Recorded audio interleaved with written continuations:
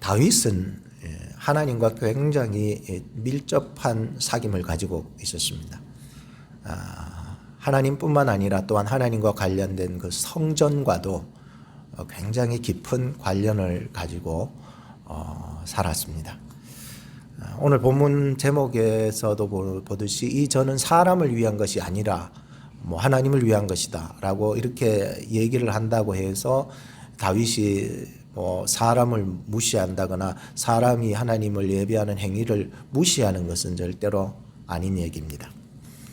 다윗은 사람보다는 하나님을 더 중시했다는 것입니다. 자신의 궁전보다는 하나님의 성전을 더 마음 중심에 두고 살았다는 뜻이지, 사람들의 신앙 행위에 대해서 아주 무차별하게 무시하거나 그런 내용이 아니라는 것이죠. 다윗의 신앙입니다. 예수님께서도 똑같다고 생각합니다. 예수님께서도 성전과 매우 밀접한 그 관계를 유지하고 신앙생활을 했던 것을 보게 되었습니다. 어릴 적에 성전에 예배하러 갔을 때에 생각나시죠? 다 예배 끝나고 엄마 아빠 집으로 갔는데 뒤에 따라가지 않고 그냥 성전에 남았다가 엄마 아빠 애 찾는다고 난리가 났었죠. 그러다가 성전에 다시 돌아보니 거기에 있었습니다. 그때 예수님의 말씀이 생각나지 않습니까? 내가 내 아버지 집에 있는데 뭘 그렇게 이상하게 생각하냐고 말이죠. 그만큼 예수님께서는 성전과 매우 친밀한 관계를 유지하고 있었다는 것입니다. 그리고 나중에 공생의 사역을 하실 때에도 저 멀리 언덕에 올라가셔서 그 예루살렘에 있는 성전을 바라보시면서 우셨지 않습니까?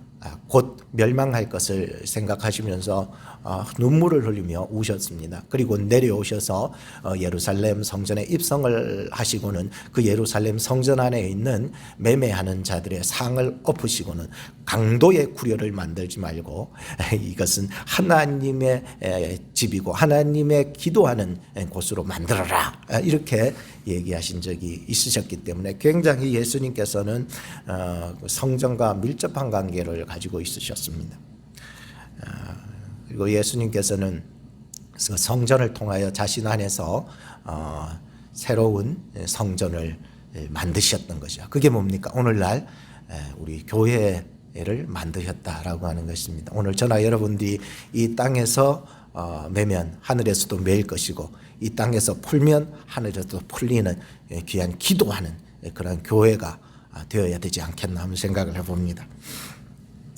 어떤 젊은 부부가 전에도 한번 예화를 든 것 같은데요. 젊은 부부가 성전 건축을 한다고 그래가지고 교회에다가 목돈을 그냥 내놨다고 합니다.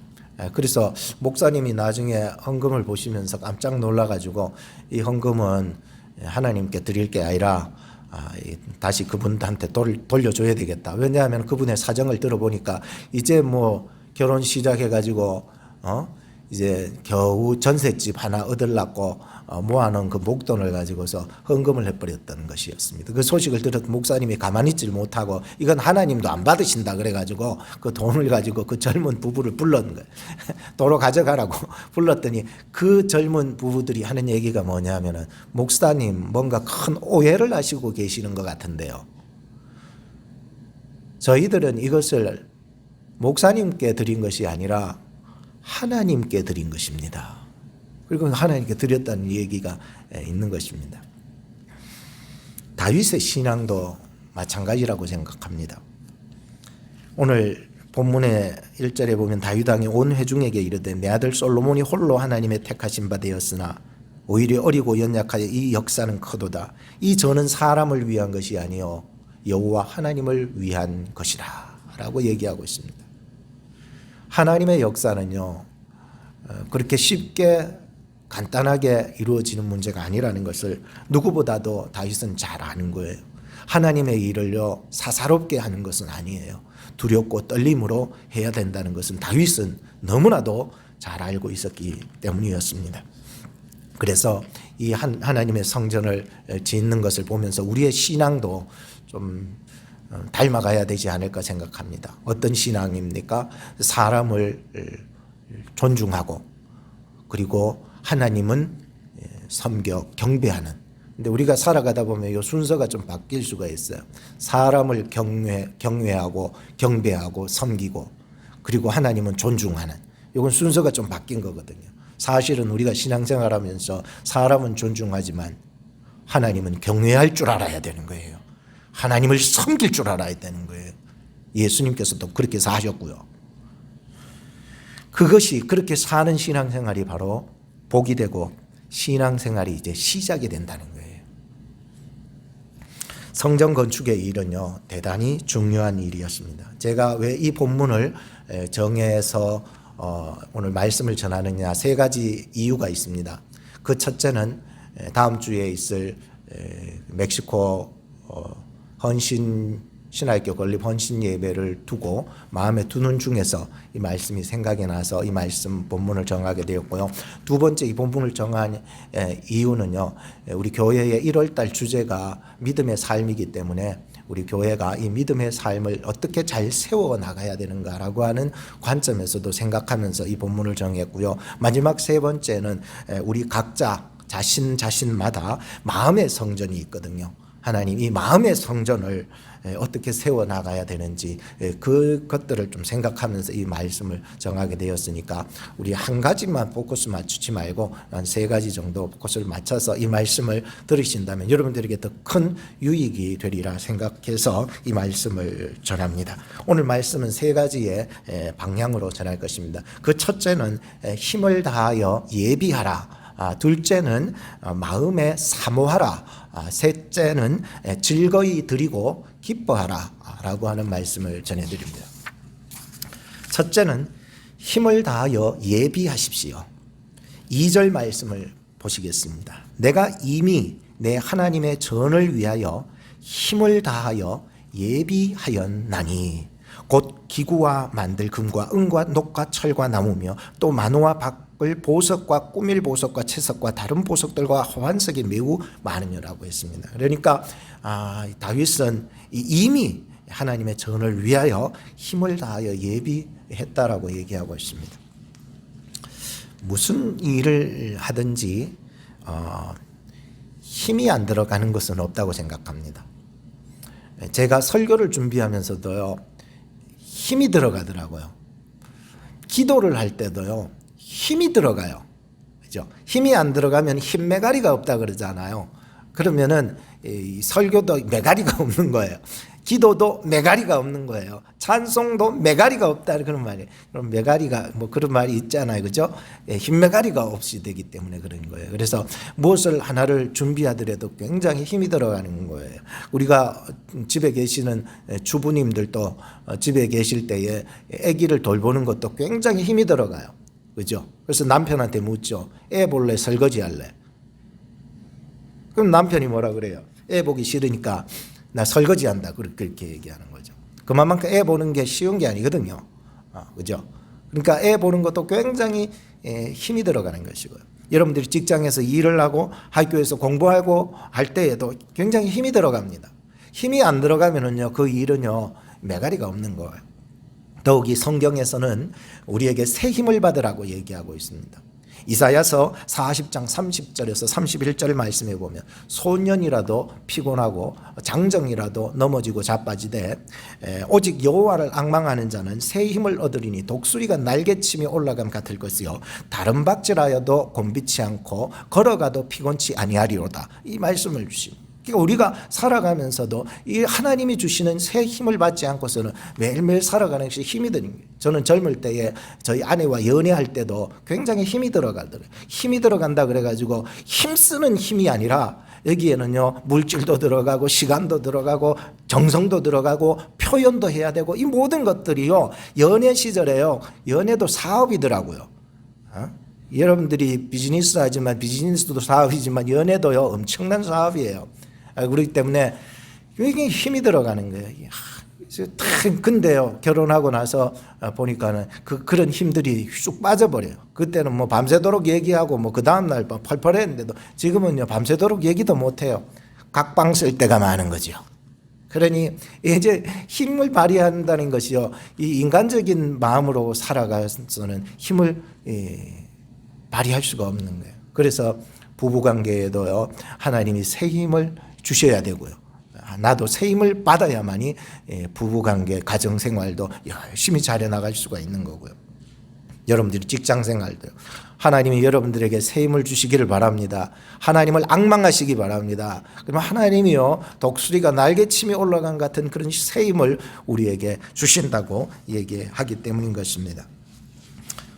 다윗은 사람의 일보다도 하나님의 일을 함에 있어서 힘이 필요하다는 것을 알았습니다. 그래서 자기 아들 솔로몬을 바라보니까 흰매가리가 없어 보였어. 그렇잖아요. 사실 솔로몬도 아버지 돌아가시고 나중에 자기가 흰매가리가 없어가지고 하나님께 구했잖아요. 나는 이 백성들을 이끌 만한 흰매가리가 없었기 때문에 하나님 저에게 능력을 주시고 지혜를 주시고 감당할 수 있도록 인도해 달라고 기도했더니 하나님 그 기도 받으셔서 그에게 힘도 주시고 지혜도 주시고 감당할 수 있게 했던 것 아니겠습니까? 근데 다윗이 살아있을 때 솔로몬을 보니까 이게 흰매가리가 없어 너무 연약하고 너무 부족해 보여가지고 야, 이거 안 되겠다 싶어서 아버지로서 굉장히 고민했던 것이라고 생각이 들었었습니다. 왜냐하면은 세상 일이나 세상 정치도 다스려 나가는 것도 힘들잖아요. 하물며 하나님의 일을 하는 것은요, 굉장히 두려웠다는 것을 다윗은 알고 있었습니다. 예를 들자면 다윗이 예전에 법궤를 찾아서 다윗성으로 옮겨올 때를 한번 생각해 보십시오. 그때에도 자기의 열정과 열심 가지고서 무턱대고 가서 법궤 들고 왔다가 어떤 현상이 일어났습니까? 사람 죽어나가는 일이 일어났습니다. 그때 다윗이 말합니다. 내가 하나님 두려워서 이 일 못하겠다고. 하나님이 이렇게 무서운 분이라면 내가 무슨 일을 하겠냐고. 그리고 집에 가가지고 그냥 두문분출하면서 나 못하겠다 할 때 하나님이 그게 가르쳐 주시잖아요. 네가 나의 법대로 했느냐는 것입니다. 그리고는 다시 깨닫고 일어나서 하나님의 법대로 다시 준비했다는 것입니다. 그리고는 가서 다시 법궤를 잘 준비된 것으로서 법궤를 다시 운반해서 다윗성으로 가지고 오지 않았습니까? 오늘 우리가 살아가면서 하나님의 일을 한다는 것은 내 열정과 내 열심만으로서는 안 된다는 거예요.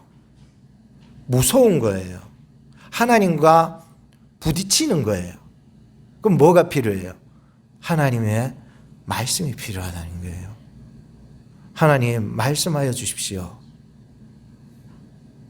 근데 이 일이 너무나도 두렵고 떨리는 일이잖아요. 이미 하나님께서는 다윗에게 성전 건축에 대한 설계도까지 손에 쥐어줬잖아요. 다윗에게. 그러니까 다윗은 그 설계도까지는 받았습니다. 그리고는 자기가 할 수 있는 최선의 일을 감당하는 것. 이것이 믿음의 삶이고 신앙 아니겠습니까? 내가 꼭 그거를 해야만 되겠다고. 물론 다윗이 할 수 있습니다. 못할 사람 아닙니다. 성전 세울 수 있습니다. 그러나 하나님이 어떻게 말씀하시고 하나님이 어떻게 계획하시고 계시느냐에 따라서 하나님 말씀과 함께 걸어가야 된다는 거예요. 하나님이 허락지 않으니 하시면은요, 아무리 멋들어진 성전을 건축해도요 허물어질 수밖에 없다는 거예요. 오늘 우리의 믿음의 삶도 예수 그리스도와 동행하시기 바랍니다. 하나님이 우리에게 보내주신 이 시대의 마지막 우리에게 보내주신 하나님의 말씀의 형상이요 말씀의 성취인 것입니다. 끝까지 저나 여러분들이 예수 그리스도 굳게 잡고 어려운 이 세상을 여러분들이 헤쳐나가고 이겨나가실 수 있기를 주님의 이름으로 축복합니다. 제가 큐티 책이 늦게 와가지고 큐티 책을 이제 읽어보려고 사실상 뭐 아직까지 여린 마음 같아요. 안에 내용 먼저 읽어야 되는데 항상 큐티 책 열면 앞에 그 그림 그림 있잖아요. 그림 먼저 보게 돼요. 그래서 오늘 무슨 그림 묵상이 있는가 딱 보게 됐어요. 야, 참 재밌는 그림 묵상이 있더라고요. 네 커트가 있는데 첫째 커트에는 어떤 사람이 이제 등반을 하려고 이제 막 등반합니다. 그리고는 두 번째 카트에 보니까 이제 등반을 해서 정상까지 올랐습니다. 그런데 그 앞에 이 산뿐만 아니라 또 넘어가야 될 산들이 막 수도 없이 많은 거예요. 그래가지고 이 사람이 탁 지치는 거예요. 내가 이것이 끝인 줄 알았는데 넘어도 산 넘어 산이네 라고 하는 것처럼 말이죠. 그리고는 세 번째 커트에서는요, 깨닫는 거예요. 인생이라고 하는 것은 참 끝이 없구나, 계속해서 가야 되는 거구나 라고 하는 걸 깨닫게 되고, 마지막 네 번째 커트가 마음에 따고 와닿는 거예요. 근데 거기에 있는 등반하는 사람이 없어졌어요. 근데 깃발이 하나 꼽혀 있었어요. 그리고 그 깃발에 이렇게 기록되었습니다. 난 포기하지 않았어. 살아가면서 여러분들 힘써야 되는 일이 많고 힘든 일이 굉장히 많을 것입니다. 산 넘어 산이라고 이제 끝이겠지, 이제쯤이면 평안하겠지 생각했는데 그게 끝이 아닌 것입니다. 우리가 살아오면서 힘든 일도 많지만 과거에서 지금까지 살아오면서 하나님이 우리와 동행하여 주셨다는 것을 생각한다면 지금부터 앞으로 살아가야 될 우리의 먼 미래를 향하여서 전진해 나갈 때에도 하나님이 여러분과 동행하시기를 주님의 이름으로 축복합니다. 하나님이 동행하시면은요, 세상에 그 어떤 것보다 힘이 나는 거예요. 두 번째는 마음의 성전을 사모하십시오. 우리 마음으로 성전을 사모하라는 거예요. 마음으로. 그래서 3절에 보면 성전을 위하여 예비한 이 모든 것 외에도 내 마음에 내 하나님의 전을 사모함으로 나의 사유의 금과 나의 사유의 은으로 내 하나님의 전을 위하여 드렸다고 기록하고 있습니다. 그리고는 5절 뒤에 보니까 오늘날 누가 즐거이 손에 채워 여호와께 드리겠느냐라고 이렇게 요청을 하고 있는 것을 보게 되죠. 다윗은 성전을 위하여 동참하기를 권유하고 있습니다. 이 일은 얼마든지 다윗 혼자서도 성전 건축 중은 할 수가 있었지만 다윗은 함께 하기를 권면을 하고 있었습니다. 누가? 오늘날 누가 즐거이 손에 채워 여호와께 드리겠느냐? 다윗은 이미 드렸고요. 사유를 다 드렸잖아요. 드렸고 누가 과연 함께 드리겠네요. 저는 예전에 어릴 적에 최성수라고 하는 사람의 노래가 참 좋았어요. 참 부드럽고 가냘프게 부르니까 너무 그때 어린 마음에도 굉장히 좋게 들었었는데요. 최성수 씨의 동행이라는 그 노래를 보시면은 누가 나와 같이 함께 울어줄 사람 있나요? 제가 불러보려고 그랬는데 제가 이게 부르면 참 여러분들이 깜짝 놀랄까봐, 옥사님 노래 실력 정말 좋다까봐, 거기에 매일까봐 제가 부르지는 못해요. 누가 나와 같이 함께 울어줄 사람 있나요? 누가 나와 같이 함께 따뜻한 동행이 될까? 사랑하고 싶어요. 빈 가슴 채울 때까지 사랑하고 싶어요. 살아있는 날까지. 이 참 어제는 제가 불렀어요. 설교 준비하면서. 근데 오늘은 못 부를 것 같아요. 그래서 다윗의 마음을 누가 알아주고 누가 함께 해줄까요? 누가 채워줄 수 있을까? 다윗이 꿈꿔왔던 게 맞아요. 맞다니까요. 성전의 건축에 대한 꿈은 다윗이 가졌던 게 맞아요. 하나님 그 원치도 않았어요. 그런데 다윗이 꿈꿔왔던 그 비전이 하나님이 들으시니까 하나님의 비전이 돼버린 거예요. 그때부터는 하나님께서 일하기 시작하시는 거예요. 우리는 거기에 하나님의 선 그어놓은 데까지 하면 돼요. 그게 최선이라는 거예요. 비록 자신의 손으로 그 일을 성취하지 못했어도 하나님이 들으셨다고 생각하니까 그것도 복인 거예요. 과연 누가 다윗과 같이 함께 드릴 수 있을까라고 하는 궁금증이 생겼습니다. 여러분 성경에 보면 사르밧 과부가 엘리야의 필요를 채워주기 위해서 밀가루 조금하고 기름 조금하고 줬잖아요. 얼마나 되겠습니까, 사실. 그런데 사르와 과부에게도 그것이 마지막 식량이었다는, 그거 먹고 죽으려고 그랬거든요. 어린아이가 드린 오병이요, 여러분 얼마나 되겠습니까? 그러나 어린아이가 먹고 살 수 있는 그 정심 도시락이었다는 거예요. 가난한 과부가 드린 2렙돈, 그 얼마나 되겠습니까? 몇천 원 되는 거 말이죠. 그거 뭐라고? 근데 그것이 그의 전부였다는 것입니다. 마리아가 드린 귀한 향유옥합, 그 뭐 사실 더 넓게 보면은 그 얼마나 되겠습니까? 그러나 자기에게는 굉장히 귀한 것이었다는 것이었습니다. 제가 지금 이 이야기를 하는 것은 그 보여지는 가치를 말하고자 하는 것이 아니라 그 보여지는 가치 이면에 있는 내가 사모하는 마음이 있느냐는 것이었습니다. 다윗은 지금 성전을 사모하는 마음이 있었던 거예요. 그러니 자신의 사유를 다 드린다 해도 전혀 아깝지가 않은 거예요. 왜? 성경에도 그러잖아요. 물질이 가는 곳에 뭐가 간다고? 마음이 가는 거예요. 마음이 있는 곳에 뭐가 있다고요? 물질이 있는 거예요. 그래서 오늘 본문을 이렇게 다시 한번 연구를 하면서 이 사유라고 하는 것, 다윗이 사유의 금과 은을 하나님께 드렸잖아요. 이 사유라고 하는 그 말은 그저 그냥 내 호주머니 안에 있는 그냥 이 물질을, 호주머니 안에 있는 물질을 꺼내서 드렸다라고 하는 의미가 아니에요. 이것은 깊이 감추어져 있는 아주 귀한 보물을 얘기하는 거예요. 세귤라라고 하는 그 원어에 보면은 깊이 감추어져 있는, 숨겨놓고 숨겨놨던 아무도 모르는 거, 그죠? 집사님 있으세요? 부인한테 들킬까봐 그냥 다 내놓고 있어요?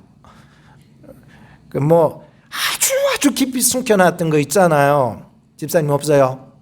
없대요. 그러면은 그 깊이 숨겨놓은 거 있어요. 깊이 숨겨놨는 것들을 꺼내서 하나님께 드렸다는 거예요. 매우 다윗이 대단한 이 마음을 가지고 있었다는 것을 알게 되었습니다. 그래서 다윗은 깊이 간직하고 있던 자신의 보물을 꺼낸 것이고, 이 보물이 있는 곳에 마음이 있다고 하신 주님 말씀처럼 마음이 가는 곳에 물질이 가고 물질이 가는 곳에 마음이 가니 사실은 물질을 드린 것이 아니라 마음을 드린 것이 되는 것이고, 하나님은 마음을 받으신 것이었습니다. 다윗의 그 사유의 그 금음을 받았다는 것보다는 다윗의 마음을 받으셨던 것이었습니다. 마음과 마음이 통하니까 하나님의 역사가 일어나는 거예요. 그저 형식적인 마음이 아니란 말이죠. 멕시코의 신학교를 지금 세워 선지 생도들을 키운 다음에 그 키워진 선지 생도들이 현지 생도들 아닙니까? 현지인들 세우는 거 아닙니까? 거기 현지인들을 신학생으로 세워서 가르쳐서 거기서 그들을 통해서 복음을 전하는 일도 선교의 한 일원이라고 생각합니다. 굉장히 중요한 선교의 한 부분이라고 생각이 들었었습니다. 그리고 우리 교회에 헌신하는 한 분을 통해서 드려지고, 또 우리 중직들이 합심해서 이 일을 진행하고 있고, 여러분들이 의심하거나 오해할 필요는 전혀 없습니다. 이 일에 우리가 마음을 합하여서 동참하신다면 멕시코 복음 선교에 큰 힘이 될 줄로 믿습니다. 마지막 세 번째는 즐거이 드림으로 기뻐하십시오. 6절에서 9절 말씀인데 앞부분과 뒷부분만 읽겠습니다. 이에 모든 족장과 이스라엘 모든 지파 어른과 천부장과 백부장과 왕의 사무감독이 다 즐거이 드리되, 이렇게 9절을 보면은 백성이 자기의 즐거이 드림으로 기뻐하였으니 곧 저희가 성심으로 여호와께 즐거이 드림이며 다윗 왕도 기쁨을 이기지 못하여 하니라. 참 놀라운 하나님의 역사 아닙니까? 여러분 출애굽 당시에도 그 성막을 세우겠다고 했을 때에도 그 많은 이스라엘 백성들이 자기의 귀한 것을 다 들여서 흘러 넘치고도 남을 만큼의 그 헌물이 되었던 것처럼 말이죠. 왕정 시대가 되었습니다. 그런데 이때에 이제 성전 건축을 위하여서 다윗이 얘기를 했고, 그리고 성전 건축을 위해서 누가 과연, 이거는 뭐 압력도 아닙니다, 여러분. 누가 과연 나와 함께 하나님께 드릴 수 있으랴 라고 하는 권면이었습니다. 그 권면에 참 놀라운 역사가 일어났습니다. 관료들뿐만 아니라 백성들까지 온 전부가 한 마음이 되어서 최선을 다해서 드렸더니 그것이 사람에게나 하나님께 기쁨이 되었을 뿐만 아니라 다윗 왕이 너무 이 광경을 보면서 기쁨을 주체할 수 없었다고 얘기하고 있는 것이었습니다.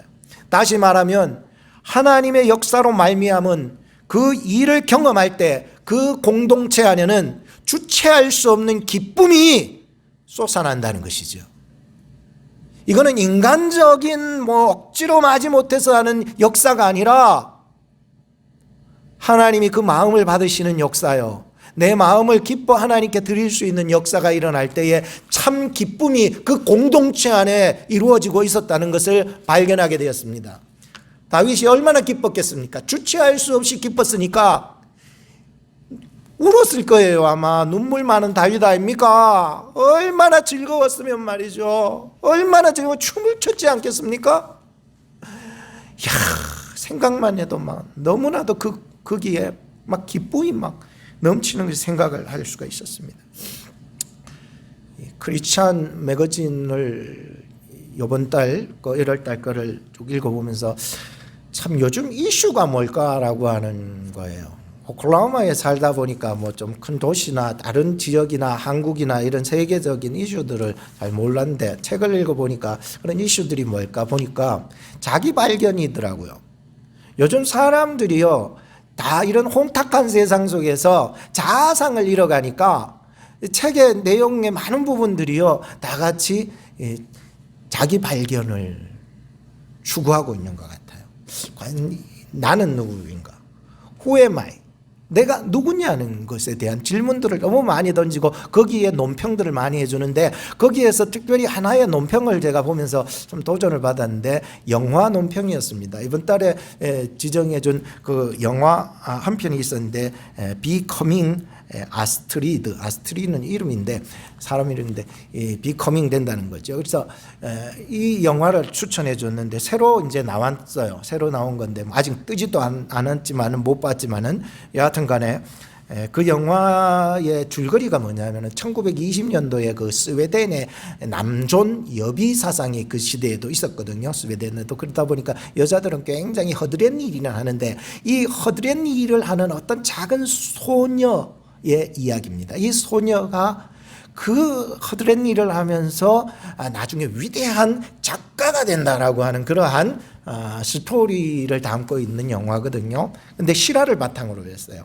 그래서 이 바탕으로 해서 나온 영화인데 나중에 뜨면은 이제 저도 한번 볼 참입니다만은 굉장히 스토리가 참 이 속에서 뭔가 자기를 발견한다는 것이 굉장히 중요하구나. 혼탁한 세상 속에서도 참 쭈그러들기 쉬운 이 세상 속에서도 자기를 발견한다는 것이 참 중요하구나 생각을 했는데 이 글에 대한 오늘 장로회 신학대학교의 교수인지 뭐 목사님인지 하여튼 그 교수님이네요. 하여튼 교수님이 한 분이 그런 논평을 한 것이 마음에 와닿는데 이렇게 했습니다. 간단히 얘기하면 되라 너 자신이, 둘째 기억하라 너가 누구인지, 셋째 찾아라 너가 어디 있는지, 넷째로 존재하라 누가 뭐라고 하든지.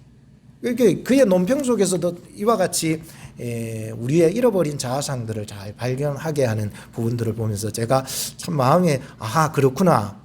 오늘도 우리가 이 세상을 살아가면서 우리의 잃어버린 자아상을 찾는 것이 굉장히 중요하구나. 자기를 모르고 살아가는 사람들이 얼마나 허무하게 우울증에 빠지고 그리고 또 죽어가는 사람들이 얼마나 많겠습니까? 그죠?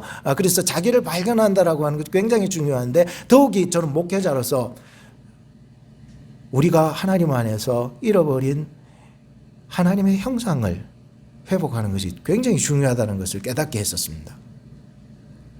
죄로 말미암아 우리의 형상이요 어그러진 거예요. 우리의 욕심으로 말미암아 우리가 하나님의 형상으로 지어진 것이 어그러졌다는 거예요. 이거야말로 우리가 믿음의 신앙생활함에 있어서 굉장히 중요하리라 생각합니다. 내가 왜 여기 앉아 있는지, 내가 왜 여기에 있는지, 내가 왜 헌금을 내야 되고, 내가 왜 다음 주에 선교 헌금을 해야 되는지 자기의 발견이 없이는요 도저히 안 되는 거예요. 우리가 하나님 안에서 우리의 자아상의 형상의 회복이 일어날 때는 하나님 앞에 드리는 것, 경배하는 것, 헌신하는 것이 자연스럽게 나타난다는 거예요. 왜? 이것이 신앙의 가장 핵심이기 때문이었어요. 교회를 위해서 봉사하고 기도를 하고 예배하고 주님을 위해서 시간을 쓰고 하는 것이요, 왜 그래야 되느냐에 대한 발견이 하나님 안에서 우리 깨어진 죄와 깨어진 우리 자아상들이, 죄로 말미암아 깨어진 자아상들이 다시 회복되어지기 시작할 때 우리의 신앙은 그때부터 자연스러움이 된다는 거예요. 얼마나 기쁩니까? 얼마나 좋습니까? 이런 신앙이 되어질 때에 하나님 앞에 뭐 선교 헌금하자 해도 그것은 자연스러움이 되어야 되는 것이죠. 사랑하는 여러분, 오늘 말씀은 이 전은 사람을 위한 것이 아니요 여호와 하나님을 위한 것입니다 라고 말씀을 드립니다. 힘을 다하여 예비하십시오. 마음으로 사모하십시오.